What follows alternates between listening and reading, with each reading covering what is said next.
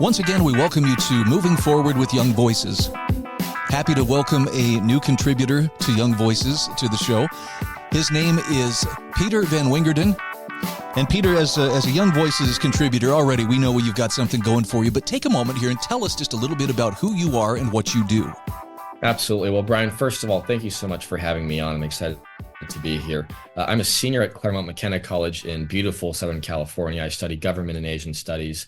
But as an American who grew up abroad, my view of what it means to be an American has always been shaped by our engagement abroad. I spent 8 years in Hong Kong, being there when the protests took place, being there when the umbrella movement took place in 2014, the implementation of the national security law. That just, woke me up to maybe wanting to look at these issues in the Indo-Pacific region. So that's what I'm studying here at college, and hopefully I'll have an opportunity to continue studying and working on those issues when I finish college, hopefully in the next couple of months. Well, I guess this is why you would be uniquely qualified to comment on things like Taiwan's election last month. And I'm looking at your article from internationalpolicydigest.org, How Taiwan Ignored China and Became a Model Democracy. Now, I'll admit, my attention has been elsewhere other than what's been going on in Taiwan. Can you kind of walk us through what this election was about and what the results showed about Taiwan versus, mainland China's interest in Taiwan? Absolutely. I think it's critical to first set the stage for why this region is important for Americans. A peaceful and prosperous Indo-Pacific region is really critical to U.S. national security. It's home to more than half of the world's population, 2 of the 3 largest economies, 7 of the 10 largest militaries, and 5 of the world's 8 nuclear weapons nations. So it's a very, very important region. And Taiwan is a vital partner of the United States.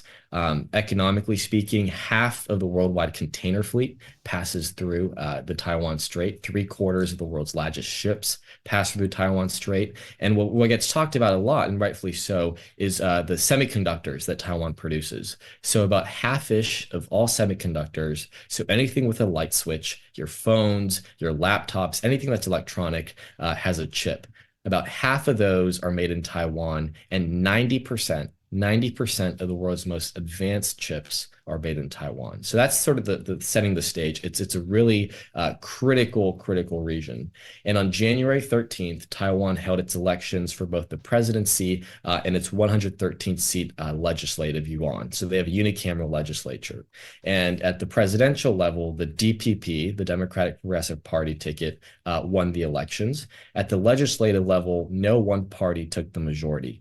So the Kuomintang, the KMT, took the most number of seats. But neither party has a majority because a third small but mighty party called the TPP took a couple of seats. And so no party has the majority in the legislature, but the DPP won the presidential election.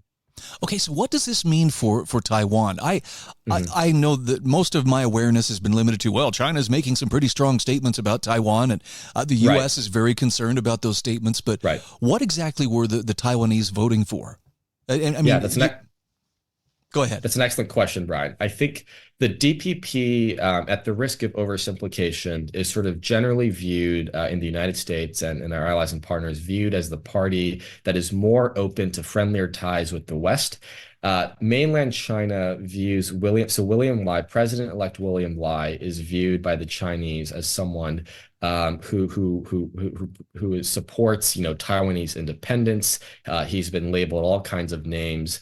But I think what this really signals is that the Taiwanese people are putting their faith in a party that continues to demonstrate resolve against Chinese coercion. And I think that's the key. The DPP won in 2020. They won in 2016. President Tsai Ing-wen is term limited, so therefore she can no longer run. But her Vice President William Lai, who is now the president-elect, I think will continue to carry that torch for the next 4 years. So talk to me about, as a democracy, as a nation, how did their voters do? You seem to paint a pretty complimentary picture of people seem to be involved in turning out to vote. Yes. So one of the the cases that I make in my piece is that, Taiwan is a thriving democracy, and part of what makes them such a thriving democracy is their elections. So they historically have very high turnout. I will say that their turnout, I think it was around the mid 70%, was a little bit lower than past years in Taiwan, but it exceeds the numbers in the U.S. and many other Western democracies. And the way in which they hold their elections, too, are just very amazing, something that we couldn't dream of in the United States. So let me give you a couple of examples. And I recognize that Taiwan, with much smaller population, some of what they do can't be replicated here. But for example, all the voting happens in person on one day. There's no mail-in ballots. People will show up and they will vote in person. Election day is a holiday. So their election actually this year took place on a Saturday. But by making it a holiday, a federal holiday, it ensured that people, who were scheduled to work, people who had obligations, that they could go and vote. And the final thing I'll say about their elections is that it's very transparent. So when the elections they're all hand ballots, and after the hand ballots are all collected in view to the public, election officials will hold up each ballot, tabulate it on a board that's visible to anyone. And actually, for a couple of days after the elections, there are viral videos on X and all kinds of social media showing how the elections were conducted. And I think it just speaks to the fact that they are a beautiful, thriving democracy that basically every day is fighting off coercion from mainland China. And we saw some of that in the lead up to the election as well. Wow. That's impressive. Now, what's the population of Taiwan? I think it's about 23 million. You'd have to fact check me. Okay. No, that's just a ballpark figure works, but could this translate into a model? I'm not saying the U.S. is having trouble with elections, but I will say a lot of people, myself included, have our doubts and maybe some questions as to how transparent the process is. Is there anything that could be easily exported to other countries or that they might emulate? That's a great question, Brian. And I think that the one thing I would say is that the way in which it's very transparent, as we discussed. And the nature of that transparency actually allows, I think, the public to understand some of the coercion and misinformation campaigns that mainland China was attempting to unleash in the lead up to the elections. And so, for example, there were rumors circulated that the DPP was working with the United States to develop biological weapon labs, in Taiwan, which is obviously utter nonsense. There were rumors being, placed that the vice presidential candidate, Kim Shao, was a U.S. citizen. There were rumors that William Lai had mistresses, all kinds of nonsense misinformation that was coming almost certainly from mainland China. But the transparent nature of the elections allowed the people to recognize and see that these were just, false misinformation campaigns. The last thing I'll say is, in fact, there was a journalist, it's been publicly reported, we believe, at the behest of individuals with ties to the Chinese Communist Party, was, promoting fake polling that showed that the KMT was perhaps, polling far better than they actually were. But despite all those disinformation campaigns, despite all that was going on, the Taiwanese people showed up and they elected President-elect Lai. And I think we're going to continue to see a continuation of DPP policy moving forward. Peter, tell me about the fact that nobody has an absolute majority, or at least a functional majority.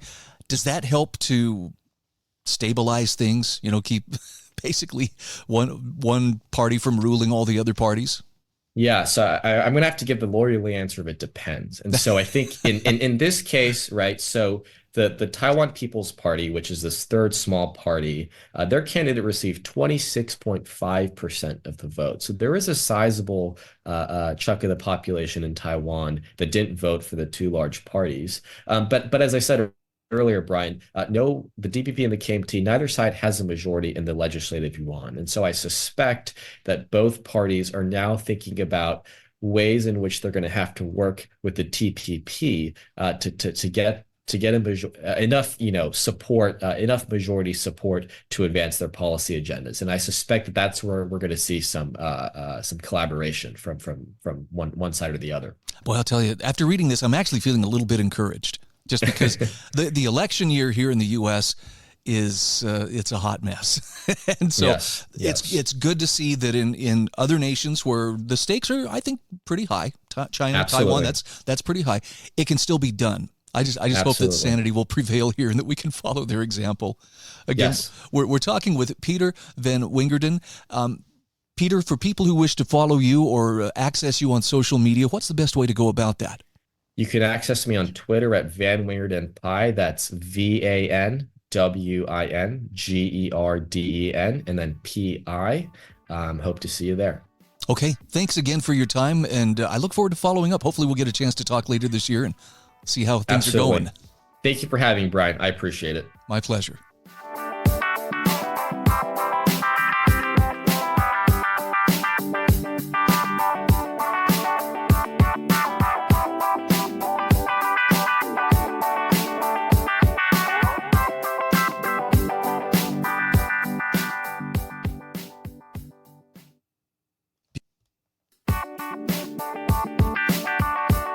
Welcome back. This is segment 2 of Moving Forward with Young Voices. Happy to welcome David Rand to the program. David, I believe this is your first time on Moving Forward with Young Voices. Take just a second to tell us a little bit about who you are and what you do. Yes, sir. Thanks for having me on. Yeah, I'm a podcast host with Human Reaction, and I do media and articles and stuff like that. I was the AFP state director with AFP Montana before, where I worked the Montana legislative session and did some work on housing reform. And that's what my article was about. It was the result of what was called the Montana Miracle. We passed a bunch of really great housing reform regulations that put more power into the hands of property owners to expand the supply of housing. But then the worst happened. The left took all that legislation to court, and the judge put in a preliminary injunction suspending all those new great rules. So that's kind of what the article is responding to. And it's a wonderful article. This is on the Mises.org website. First of all, I love Mises just because it's a solid reality-based think tank. But talk to me about Montana. When I think of Montana, now I live in Idaho, so I'm used to living where there's a little bit of space. Montana should have ample space, but not when it comes to housing. Mm-hmm. Why is that? Yeah, a couple of reasons. So one, you sympathize this from being out west. We're in a public land island. There's public land surrounding all over us, and in the public land, you can't build housing. So we can't have a sprawl thing. We kind of have islands. 2, we don't want to sprawl because we got all this great farmland. We don't want to sprawl into it. 3, we don't want to build up because that covers up the mountain views, especially in the places with the highest demand out west. And then lastly, we can't build densely. I can't build any other direction. We can't have on the given lots more density because of NIMBYism, people who don't want to see more people move to our state. Wow. Okay, so I can understand, as I read the article and was reading about the Montana Miracle, that some of these moves really basically free up the market to meet those demands.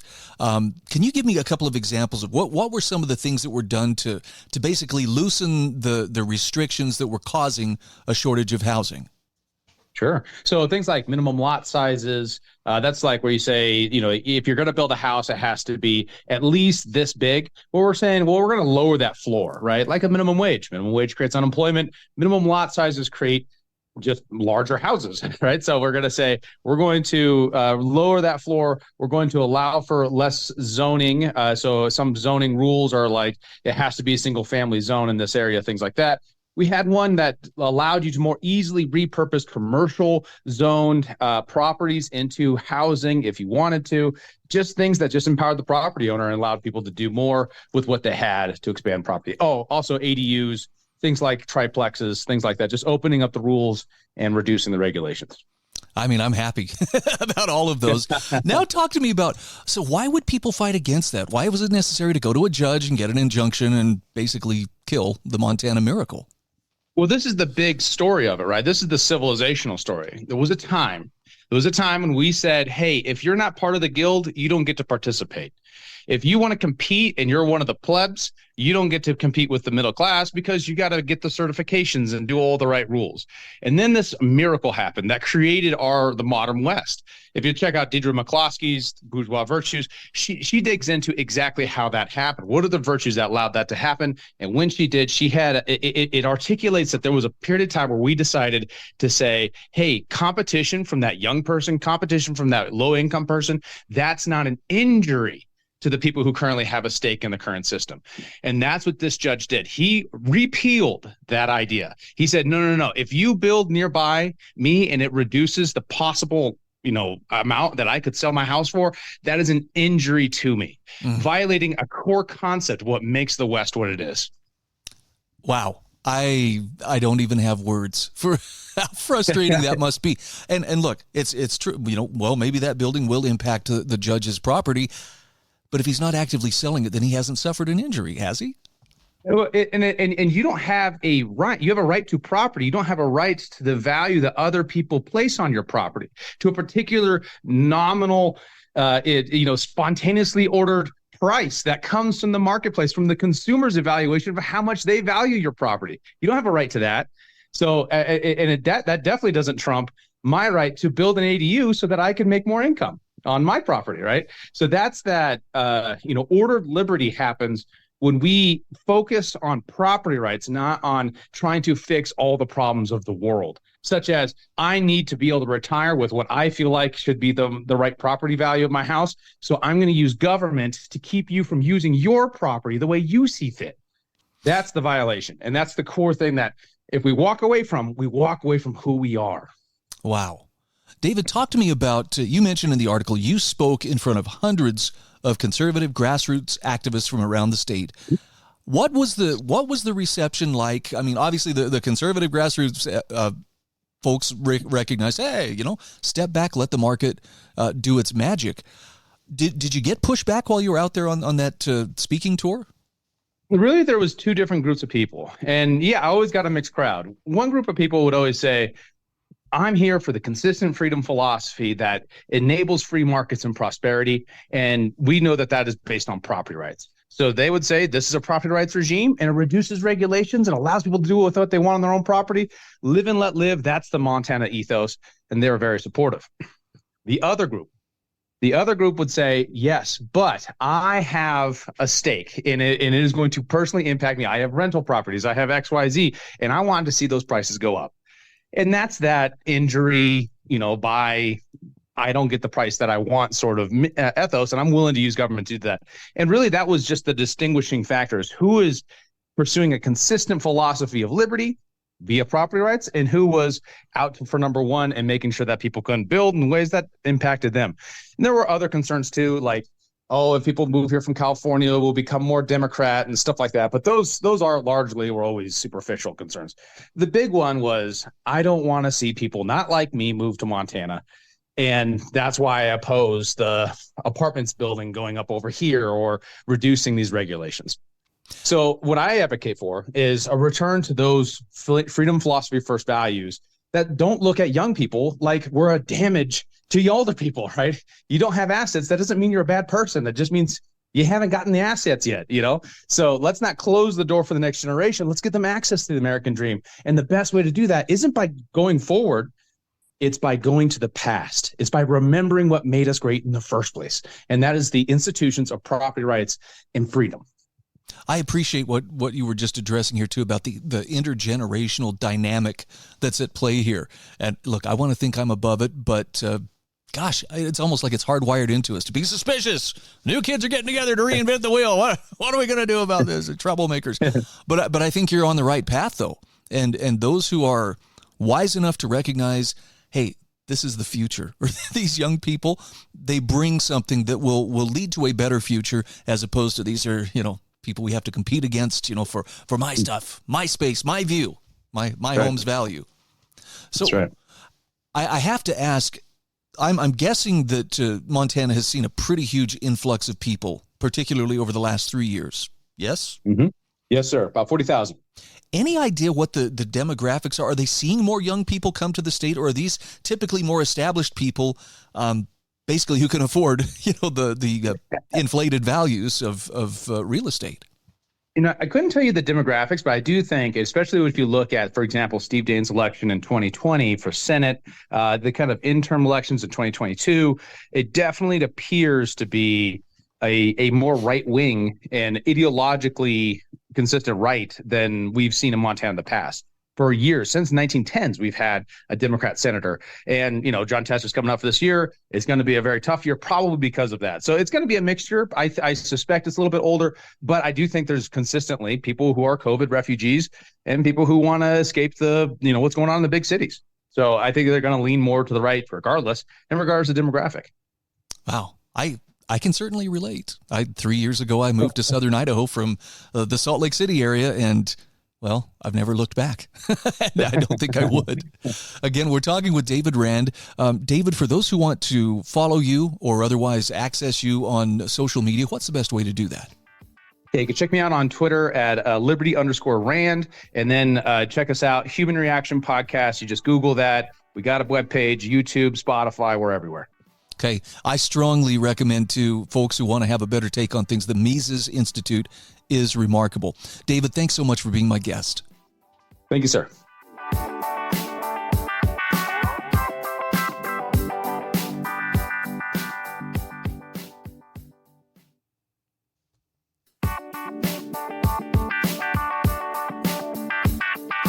Welcome back. This is segment 3 of Moving Forward with Young Voices.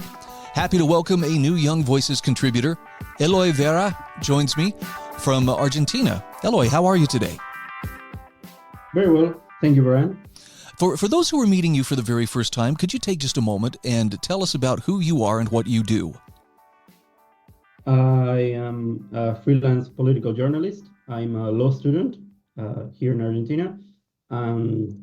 I have been working for a couple of years in several liberty-oriented organizations, Students for Liberty, the Cato Institute, and now Young Voices. Very good. I guess Argentina's on a lot of people's minds right now simply because your new president, Javier Milei, is really making the right kind of waves for a lot of folks around the world. Talk to me a little bit about, we'll talk about your article about how Javier Milei is the world's most misunderstood politico, but I'd love to get from your perspective as someone living in Argentina, what has his election meant? Has it been a change in the way that business is done politically? Definitely. It signals for me a new era in Argentinian politics. It's a breakaway from the usual categories that we used to speak about politics in. He really can be mapped into any of the two major political sides, and that's why he managed to build a sort of cross-sectional coalition. He has appeal in the lower and the upper classes in every region of the country. Really, I myself can understand it fully, but I think that's what the article is about. Okay. That no one can quite pin him down. Now, generally, I have a pretty negative impression of politicians. I suspect I'm not alone in that.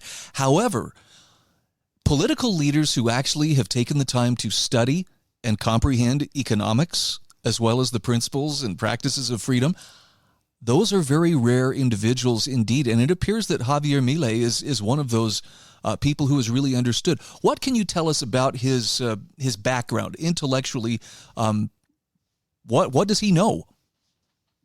Well, he's an economist. He became famous actually because he was first invited to talk about economics in various shows. Then he became sort of a media personality, a celebrity. He hosted talk shows. His foray into politics is really quite recent, just a couple of years. It's really been remarkable how fast he has grown, and that's part of his appeal, that he's not seen as being a politician, either he or any on his political party, really. Yeah, he's kind of an anti-politician, at least from my perspective. He doesn't walk or talk like a politician. In fact, I have to say one of the things you point out in your article was I think he spoke the most boldly of anyone who spoke at the World Economic Forum last month, when he basically called them out right to their faces.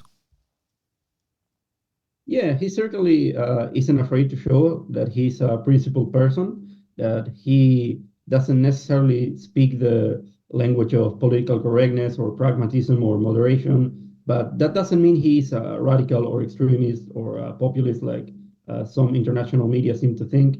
I actually think he's just building a new sort of brand of principled pragmatism, if that makes sense. Yeah. Yeah, in fact, I'm frankly wishing that the more political candidates and leaders would look to his example as to what they might do.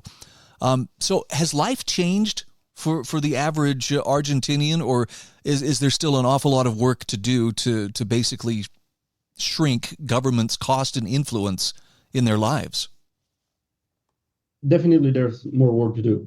For now, Milei has been doing what can be done from his position in the executive power, but Argentina is a constitutional republic. We have three powers. The judiciary has been cooperating so far. The Congress, not so much. Milei and his party, Liberty Moves Forward, is in a frank minority, less than a third of both houses of Congress. So until his legislative agenda can be materialized, really, we won't see much change. You mentioned the word populist, and I think that is probably the single adjective that I have heard used to describe Milei by most media outlets around the world. Well, he's a populist, and you're saying that's not accurate. So could I have you explain, first of all, maybe for those not familiar with populism, what is a populist, and why is Javier Milei not really the populist that so many media portray him to be? Well, we in Latin America are very used to what populism is. It's basically a sort of political mechanism or methodology based on distinguishing between the true people, the real ones, the true spirit of the nation, or whatever buzzword is used, saying that a popular leader represents the true people as opposed to some sort of cabal or race traders or national traders or whatever. And I understand that Milei's rhetoric comes as antagonistic to some people, but I really don't think he can be thought about that in that way. He has really shown respect for democratic institutions, for the rule of law, and for the international liberal order. He's aligned himself with liberal democracies all around the world. But again, you can find exceptions to everything, because I think people underestimate how much he moves by only Argentinian perspectives and Argentine national interests. So obviously you can map him into American or European categories, or far right or far left or Republican or Democrat. He's not American or European after all. Has Milei given any indication as to what aspirations he may have beyond simply the presidency? If you're talking about re-election, or maybe trying to stay over the allowed limits of re-election, like so many presidents have, he's really not shown that so far. He seems quite focused right now on finishing his first term, on managing his agenda. Obviously, he has ambitions to establish a permanent presence for his party and his ideology, for the libertarian side of the spectrum. But for the most part, he actually doesn't seem quite comfortable being in power. Like, that's part of his appeal. He doesn't seem like a person who wants to rule over other persons. Which, in my opinion, is exactly the kind of person who should be in elected office. They should be reluctant, not chomping at the bit. Oh, yes, give me power. I want that power. Now, it was interesting, though, you mentioned in the article, the Davos crowd isn't threatened by Milei. Why is that? Well, because after all, some of them might secretly agree with, maybe we have gone too far with some of the DEI agenda, the sort of virtue signaling agenda, or the sort of state intervention, the ways we have tried to combat like climate change or other things.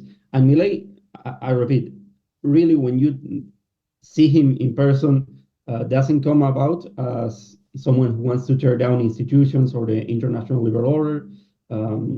He's quite friendly to investors and quite friendly to people who believe in democracy and liberal values. And I think the Davos crowd realized that.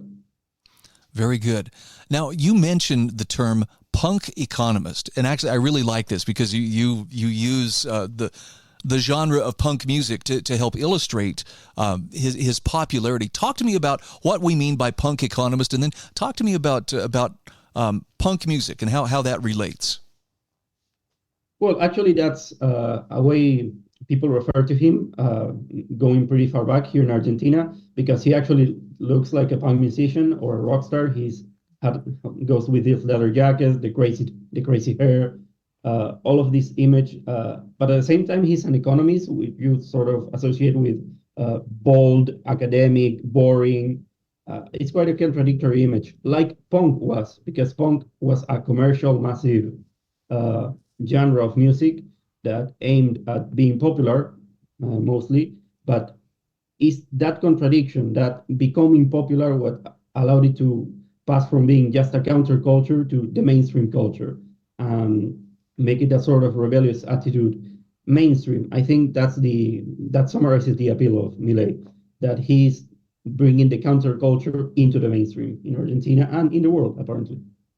I can only hope that other elected leaders around the world might look to him for an example of different ways that they could do things.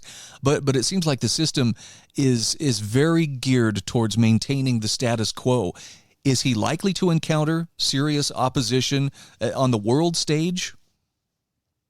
Yes, definitely. And we are seeing that already. But I think his main strength is that he's strategically being underestimated by his opposition. And that's how we got to be president. So who knows where this ends? Yeah, if they hadn't underestimated him, he wouldn't be there. No, it's a wonderful article. Again, this is in International Policy Digest. And again, we are talking with Eloy Vera. And for people who want to follow you on social media or to read more of your writing, where would you send them? In X or Twitter, my handle is Eloy Vera Bell, at Eloy Vera Bell. I sometimes do it in English, sometimes in Spanish, sometimes about Argentina or Latin America, sometimes about whatever comes to mind, not even politics maybe. So that's where they can find me. Thank you so much for being our guest today. Thank you so much, Brian.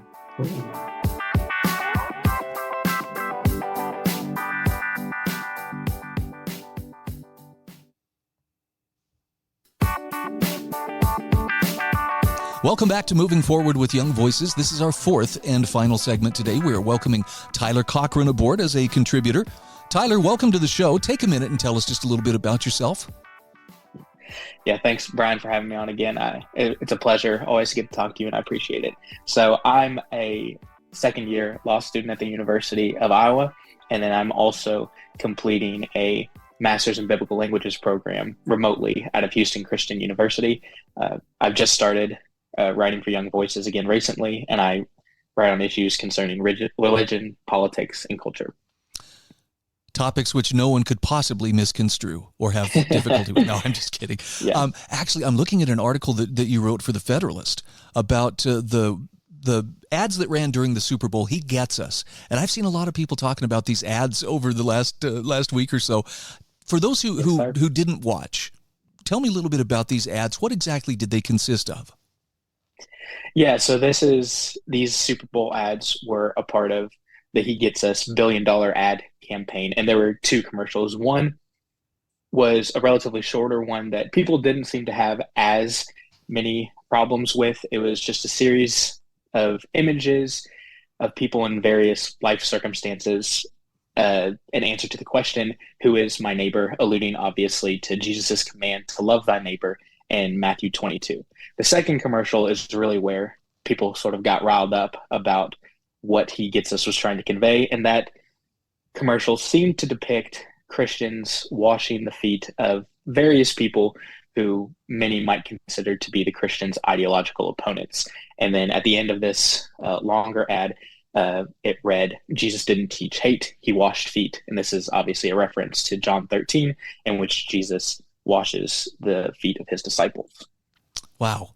And that's, you're right, that is where the controversy began. And I know a lot of people had pointed out, okay, yes, you know, he was very accommodating of his disciples, but there was also a component of repentance that went into, you know, the people that Jesus encountered, where that wasn't something that really seemed to come through in the commercial. Yeah, and that's ultimately my biggest problem. I know there are some people that had issues with some of the images they used, but you know, Paul says in First Corinthians that he became all things to all people. So I don't necessarily have a problem with using the language that people are most comfortable with as a way to get them in the door. But this outreach can't come at the sacrifice of the gospel message, which, like you said, does have at its core this idea of redemption, that we are supposed to submit to Jesus, and that requires some redemption on our part, that he doesn't just get us, but he saves us. Yeah. I mean, I've seen people over the last few years talk about, well, you know, they'll use, I was born this way. And it's like, well, did Jesus say that you must be born again? Well, yeah. Okay. Yeah. Well, I can't deny who I really am. Well, did Jesus say, take up your cross and deny yourself? Well, yeah, but it just seems like there's some really interesting and kind of radical interpretations of what Jesus might have meant, but conveniently, they all seem to lack the idea that a person can improve, can actually overcome because of him. And if I understand correctly, that was one of the big objections to that second ad of He Gets Us. Yes, sir. Yeah, it definitely fails to get across the idea that there is a sacrificial element to it, that because Jesus has been declared the Son of God in power, as Paul says, that we now live under his lordship, and that means that we have to submit to him in some ways. And that means sacrificing those parts of ourselves that we identify with more than we identify with Christ. And that can be difficult. I understand. And I understand that there are some people to whom that sacrifice may seem bigger than to others, that it may seem like they're having to give up a greater part of their identity than others are called to. But just because something is difficult doesn't mean it's not worth doing. Oh, absolutely. I like the warning that you offer as well, that, you know what, this is how you get empty pews, because it waters down the message that Jesus brought, which as you just said, yes, there's a great deal of divine love, and God loves us, you know, warts and all, but he also calls on us to become more, to become better, to become perfect in him. Yeah, and it's something that St. Thomas Aquinas talks about, that love is willing the good of the other. It's not just an affirmation of people where they're at. And I understand the inclination to want to get as many people into churches as possible. And so the idea behind things like the He Gets Us ad might be by being accommodating and being more tolerant of people, that they were more likely to come. But what they don't understand is that if the church isn't offering them anything that the culture isn't, why would they come? If you're just going to affirm them in sort of their subjectively defined identity, they can get that everywhere else. And very true. Apart from it being a watering down of the gospel, it also just doesn't work. Now, you actually spell out some of the declines in church attendance that are taking place. Let's flesh that out a little bit for those wondering, well, how is the church doing, you know, these days? It's looking a little unhealthy in some respects. Yeah, so in 2019, it was the first year that we saw more churches close than open. And that was sort of a climactic moment in this declining church attendance that had been going on for many decades. And we've seen it especially affect denominations that belong to the so-called Seven Sisters of mainline Protestantism, losing an average of 25% of their membership over the last 2 decades. Wow. And it's affected, I'm not just trying to single them out, it's affected most denominations, but there are a couple of the more traditional, either traditional Christian sects or those who adhere to more traditional views on issues that, you know, the progressive culture sort of fights against, like Pentecostalism and traditional Latin Mass Catholicism, have actually experienced growth in recent years. And I don't think it's a surprise that those two that maybe demand more of their parishioners are finding more success than those that really just want you to show up on Sunday, but don't really seem to care how you live your life the other 6 days of the week. Interesting. Now, one of the things you point out, I thought this was an absolutely terrific line in your article, was that the gospel is offensive to the sensibilities of the world. Would you mind expanding on that? Yeah, of course. So Jesus in John 15 actually says that, basically tells his followers that the world is going to hate you and that we are not supposed to find comfort in the things of the world, but that we're supposed to find comfort in him. And so that can be a difficult message to try and get across and sell people on, but that is what we have to offer, that we offer a radical call to repentance and perfection in Christ, and that there is more joy and love in him than anything you can find in the world. And so it's offensive to the world insofar as it sort of goes against everything that the culture stands for, but at the same time, it fulfills all of the things that people who are in the culture actually want to have, and it just achieves them more perfectly than anything else could. I remember a religious leader some years ago making the comment that the more a person changes their life to become closer to Christ, the more likely they're going to start having public relations problems. That sounded very true. You say in your article, look, instead of changing Christ to reflect our culture, we need to challenge the culture to reflect him. We've only got about a minute or so left, but talk to me about some of the ways that Christians can challenge the culture without being unchristian. Yeah, so that the best way to do that is, first of all, we don't condemn people. That's not our duty as Christians. It is to call them into a loving relationship with Christ. So that just means, speaking truth whenever the opportunity arises, obviously preaching the gospel message, but also loving our neighbor. And that is something that I do appreciate that he gets us, people try to get across, is that Christianity is about love. It just also seems to miss the idea that love and its relation to willing the good for the other requires that repentance. So just continuing to love people by telling them, these are the things God has for you. Your life will be better if you change these things about you, saying it in a loving way, but definitely speaking truth to the way they're living their life and how it's falling short of what God wants for them. Beautifully stated. And that's not an easy topic to take on, but I think you did it very well. Again, we're talking with Tyler Cochran. He is a Young Voices contributor as well as a law student at University of Iowa. Tyler, for people who would like to follow your writing and follow you on social media, where can they find you? Yeah, so you can follow me on Twitter at Tyler Cochran 54. I post all my articles on there and all my media hits. So this will be on there later, I'm sure, and all my articles that I've written in the past are on there as well. Okay, thank you so much. I've enjoyed our conversation. Thank you again for having me. I appreciate it.